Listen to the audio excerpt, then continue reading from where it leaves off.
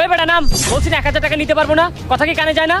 ভাই আমাদের কাছে তো 1000 টাকার বেশি নেই, আমাদের একটু নিয়ে চলেন না। এই বেটা, যেখানে ভাড়া হয়েছে 3000 টাকা সেখানে তুই 1000 টাকা দিবি, তোদের আমরা কেমনে নি? আর এমনিতে বাসে সিট খালি নেই, যদি সিট খালি থাকতো তাইলে নিতাম।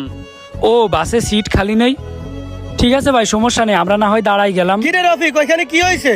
আরে ভাই আর বললেন না, এরা 3000 টাকার ভাড়া নাকি 1000 টাকা দিব, আর এমনি তো বাসে সিট খালি নাই, এদেরকে কেমনে নিব বলেন তো? ভাই গাড়ির সিট তো অনেকগুলাই খালি আছে, আপনারা এত মিথ্যা কথা বলতেছেন কেন? এই মেয়ে, আপনার সাথে মিথ্যে কথা বলে আমার লাভ কি? গাড়ির সব সিট বুকিং করা, কাউন্টার থেকে লোক উঠবে। আচ্ছা ভাই আমরা একটু ইঞ্জিন কভারের উপর বসে যাই। আরে রফিক, কি করে রে এরা? 2-5 টাকা ভিক্ষা দিয়ে ফাটাই দেয় না, এত ঝামেলা করে কেন? আরে ভাই ভিক্ষা চাইলেও তো কাম হইতো, এরা তো ভিক্ষাও চায় না, এরা 1000 টাকা দিয়া দুইজন নোয়াখালী যাইতে চায়। ভাই আমরা তো উচিত ভাড়াই দিচ্ছি, আমরা তো আর কম দিচ্ছি না তাই না?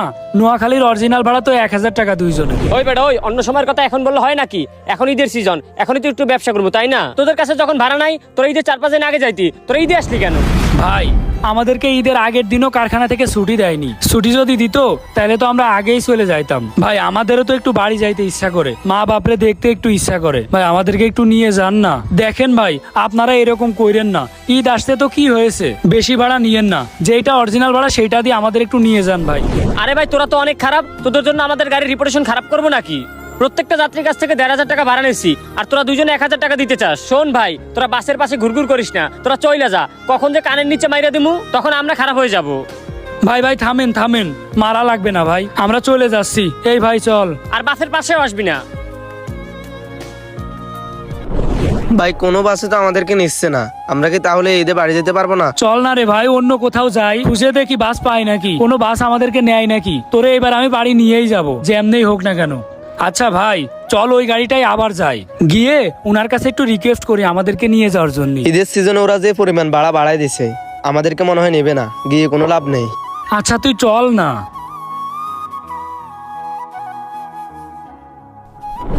ভাই ও ড্রাইভার ভাই, আপনি একটু দয়া করেন না আমাদের। আরে ভাই, আপনাদের ঝামেলায় তো বাঁচলাম না, এখন ঈদের সিজন, এত কম টাকায় নেওয়া যায় নাকি? ভাই আমাদের কাছে তো টাকা নেই, বেশি টাকা যদি থাকতো তাহলে তো দিয়েই যাইতাম। আচ্ছা ভাই আপনি না হয় আমাদেরকে নিয়ে চলেন, আমাদের বাকি টাকা আমরা পরে দিয়ে দিব। আচ্ছা এত কথা বলা লাগবে না, চল তোদের দুইজনের কাছ থেকে 1000 টাকা নিবো। এই রফিক, ওদের কাছ থেকে 1000 টাকাই নিস।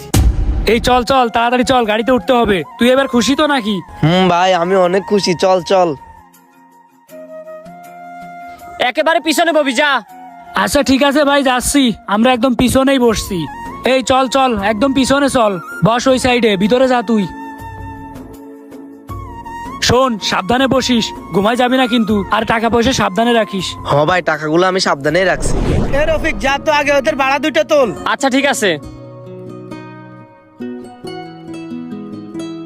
এই ভাই তোমাদের ভাড়াটা দাও তো। এই শুভ টাকা দিয়ে দে। হ্যাঁ ভাই দাঁড়ান দিতাছি। কি ব্যাপার, টাকা কই গেল? আমি তো টাকাগুলো এখানেই রাখছিলাম, টাকা আবার কই গেল? কিরে ভাই, টাকা কই গেল? আমি তো লুঙ্গির কোচাই রাখছিলাম। ভাই একটু দাঁড়ান, ভাই বলছি কি নোয়াখালীর বাসগুলা কোন দিকে? ভাই নোয়াখালী যাবেন, নোয়াখালীর বাস তো ওইদিকে। আচ্ছা ঠিক আছে ভাই, ভাই টাকাটা ধর, সাবধানে রাখিস। আচ্ছা। কিরে ওইখানে মনে হয় ভাইদের টাকা পড়ে গেছে, যাই টাকাটা তুলে নিই। যাক ভালোই হলো, এই টাকা নিয়ে গার্লফ্রেন্ডের সাথে ঘুরতে যাব।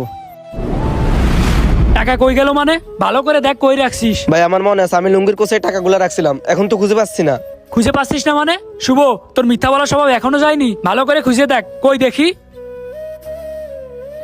এই বেটাই, তোদের নাটক দেখার জন্য আমি এই জায়গায় আইছি, তাড়াতাড়ি টাকা দে, আমার অনেক কাজ আছে, আমার যাওয়া লাগবে। ভাই আমার ছোট ভাইয়ের কাছে টাকা দিয়েছিলাম, টাকাটা তো খুঁজে পাচ্ছি না, টাকাটা মনে হয় কোন জায়গায় হারাই গিয়েছে। না তো কি যে করমু, এতক্ষণ 1000 টাকা দিয়ে যাবি, এখন ফ্রিতে যাওয়ার ধান্দা না? না ভাই কি বলতেছেন, ফ্রিতে যাওয়ার ধান্দা হবে কেন? আমরা তো বাড়ি যাব, বাড়ি যাইতে তো টাকা লাগে, টাকা না নিয়ে কি কেউ আসে? ভাই আমাদের টাকাটা মনে হয় কোন জায়গায় হারাই গিয়েছে, এখন কি করব আমরা? কি করবি বুঝতাছস না? এখনই বাস থেকে নেমে যাবি, এখন আর থামন না, সামনে লাঠি আছে ওইটা দিয়ে বাইরেই না মামু। ভাই আমার ভাই মিথ্যা কথা বলতাছে না, আমার কাছে টাকাগুলো দিছে, আমি কোন জায়গায় হারাই ফেলছি। এই বেটাই, তোদের এই ইমোশনাল ডায়লগ শুনে আমার পেট চলে না, আমার পেট চলে টাকায়, বুঝছস? তোরা টাকা দে, নালে বাস থেকে নাম এক্ষুনি। চল ভাই আমরা নেমে যাই, আমাদের কাছে তো আর টাকা নেই, কি করার, আমাদের আর বাড়ি যাওয়া হলো না। আইসে কোন জায়গা থেকে যেন ফকির মিসকিন, এগো ধান্দাই এইগুলা, খালি ফাও টাকায় আওয়া যাওয়া করবে, নামেন মিয়া। ভাই এইভাবে বললেন না, আমাদের মতো গরিবদেরও একটু শখ করে ঈদে বাড়ি যাব, সবার সাথে আনন্দ করব। কিন্তু ওই যে আমরা তো আর অত বেতনে চাকরি করতে পারি না, কম বেতনে চাকরি করি, এই জন্য বাড়িও যাইতে কষ্ট হয়ে যায়। তারপর আবার এমন একটা কাজ হলো, আপনি আমাদেরকে ভাবতেছেন বাটপার। ভাই আমাদের স্বাদ আছে কিন্তু সাধ্য নেই। সমস্যা নেই ভাই, আমরা নেমে যাচ্ছি।